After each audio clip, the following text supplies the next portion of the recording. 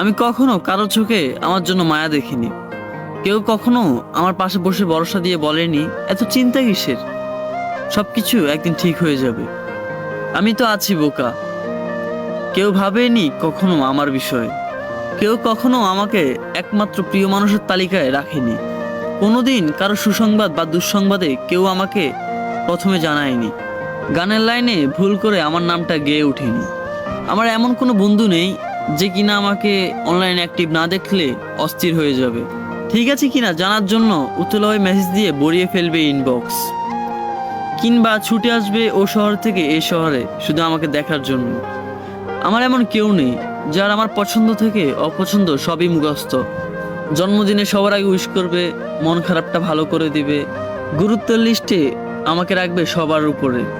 আমি কাঁদতে তার কাঁধটা বাড়িয়ে দিবে যাতে আমি তার কাঁধে মাথা রেখে কাঁদতে পারি, কিংবা আমি কাঁদলে সে বলবে কি রে তুই কাঁদস কেন, তুই কি এখনো ছোট।